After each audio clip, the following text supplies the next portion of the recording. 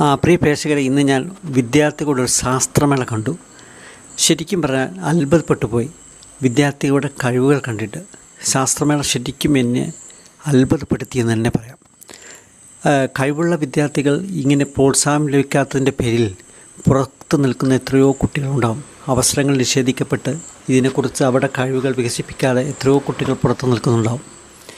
ഇത്തരം മേളകളിൽ പങ്കെടുക്കുന്നതോടുകൂടി വിദ്യാർത്ഥികൾക്ക് ഒരുപാട് അറിവുകൾ സ്കൂളുകളിൽ പഠിച്ച പാഠപുസ്തകങ്ങളിൽ പഠിച്ച അറിവുകൾ പ്രയോഗത്തിൽപ്പെടുത്താൻ സാധിക്കുന്നു.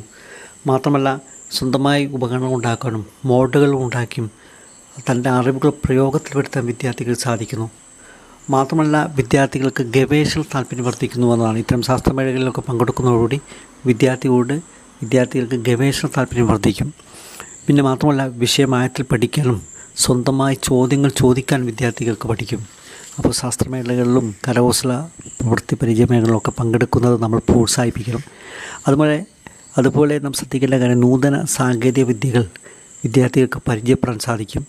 ഈ പ്രവൃത്തി പരിചയമേളകളിലൂടെ കരകൗശല വസ്തുക്കൾ, നിത്യോപയോഗ സാധനങ്ങൾ എന്നിവ ചെറുകിട ഉൽപ്പന്നങ്ങൾ ഉണ്ടാക്കാൻ വിദ്യാർത്ഥികൾ പഠിക്കുന്നു എന്നുള്ളതാണ്. മാത്രമല്ല, പ്രശ്ന പരിഹാര ശേഷി, സോൾവിങ് സ്കിൽസ് വിദ്യാർത്ഥികൾക്കുണ്ടാവും. ഒരു മോഡൽ നിർമ്മിക്കുമ്പോഴോ അതുപോലെ പ്രൊജക്റ്റ് ചെയ്യുമ്പോഴോ സാങ്കേതിക പ്രശ്നങ്ങളോ വെല്ലുവിളികളോ ഉണ്ടാകുമ്പോൾ അത് പരിഹരിക്കാനുള്ള ശേഷി വിദ്യാർത്ഥികൾക്കുണ്ടാവും. അതുപോലെ വിദ്യാർത്ഥിയുടെ ക്രിയേറ്റിവിറ്റി വർദ്ധിക്കുന്നു. ടൈം മാനേജ്മെൻറ്റ് വിദ്യാർത്ഥികൾക്കുണ്ടാകുന്നു. സംഘടനാപരമായ ഓർഗനൈസേഷൻ സ്കിൽ വിദ്യാർത്ഥികൾക്കുണ്ടാകുന്നു. അതിലുപരി വിദ്യാർത്ഥികൾക്ക് സ്വന്തമായൊരു ആത്മവിശ്വാസം ഉണ്ടാക്കിയെടുക്കാൻ ഇത്തരം ശാസ്ത്രമേളകളിൽ പങ്കെടുക്കുന്നതോടുകൂടി സാധിക്കും.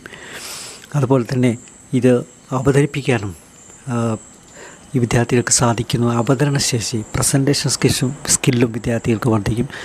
മൊത്തത്തിൽ പറഞ്ഞാൽ ശാസ്ത്രമേളകൾ, കരകൗശല പ്രവൃത്തി പരിചയമേളകളെല്ലാം നമ്മുടെ വിദ്യാർത്ഥികളെ പ്രോത്സാഹിപ്പിക്കണം, പങ്കെടുക്കാൻ പ്രചോദിപ്പിക്കണമെന്നാണ് ഇന്നത്തെ ശാസ്ത്രമേളയിൽ കാണാനിടയപ്പോൾ എനിക്ക് തോന്നിയത്.